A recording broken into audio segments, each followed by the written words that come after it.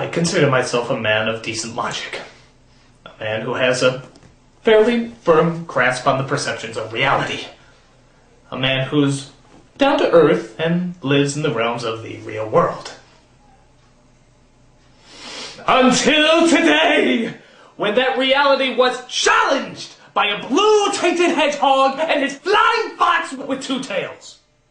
This is the gateway to madness that the world of children's programming has chosen to call The Adventures of Sonic the Hedgehog. Imagine coming across a mentally disabled person who's not only criminally insane, but was also drunk, high, and had a whole frontal lobotomy, leaving little to no intelligence left in his brain. He would be normal compared to the adventures of Sonic the Hedgehog. So, what's wrong with this show? What's right with this show? That's the shorter answer.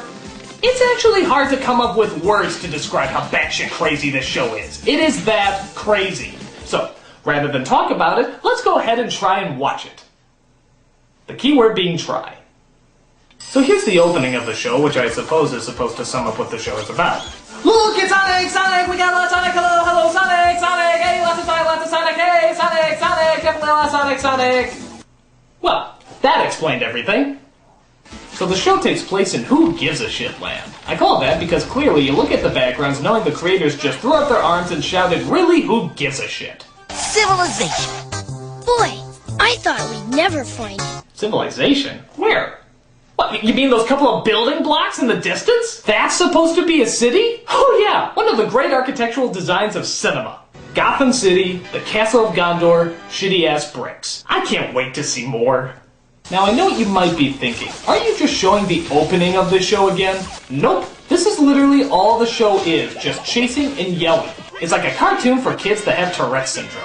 So the show stars Sonic, duh, fresh from his hit video game off the Sega Genesis. He's voiced by none other than Jaleel White.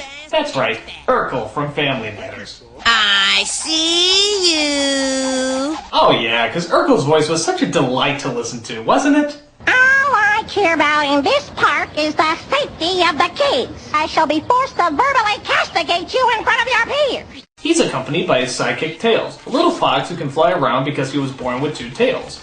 Makes sense to me. They're out to stop the evil Robotnik, who seems to live in a house designed by Frank Lloyd Wright. His evil plan is to, you guessed it, take over the world.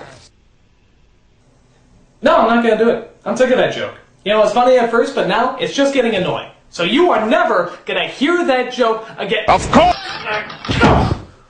Of course! It's gonna take more than that this time. Of course! Fucking joke. So Robotnik isn't really as much a dictator as much as a comic foil for Sonic to make fun of. But what do you expect when you dress like Santa Claus's sadomasochistic gimp brother? One troublemaking teenager has made me tear every hair from my beautiful head! Wow. He hates him so much that he actually tattooed the word hate right on his very teeth. That's a lot of hate. He tries to stop him by building robots that are designed to kill and destroy. These machines are so lame, I doubt they make it as half-baked Mega Man villains. Two of the robots created are a robotic chicken named Scratch and whatever the hell this is named Grounder. And if you thought Sonic's voice was annoying, just listen to this ear sodomy. Hey, Fastra! You missed!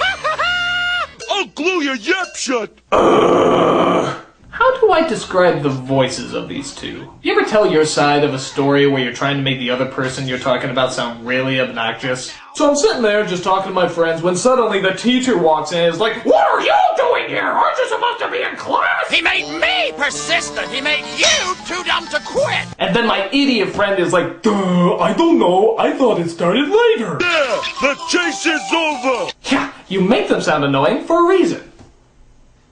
They annoy you! There's also a monkey named Coconuts who wants to capture Sonic on his own, often declaring war on the speedy little hedgehog. I declare open season on hedgehogs! I don't know why, but this vengeful, war-hungry monkey always reminded me of George W. Bush. Maybe it's the cowboy hat, I don't know. You can run, but you can't hide, hedgehog! He's got weapons of mass acceleration.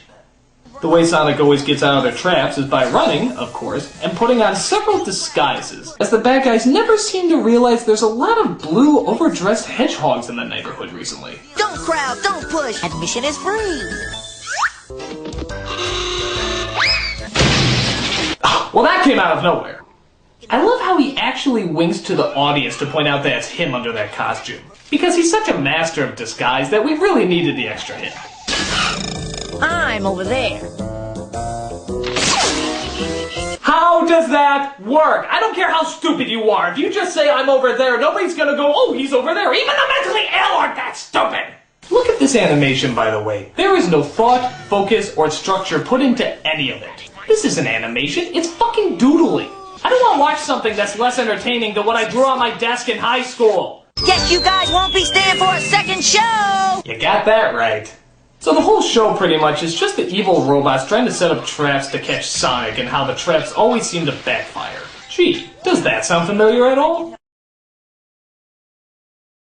Unlike the Roadrunner though, this show has the misfortune of having people speak. Obviously a very big mistake. Oh, here comes the hedgehog! Get ready to nab him! I got him! I thought you had him! I thought you had him! Oh god, Tom and Jerry had a plot compared to this! As you probably gather, this show has absolutely no basis in logic or reason. But there are just really some things that go beyond the boundaries of comprehension. Like watch this scene as they try to set up yet another trap.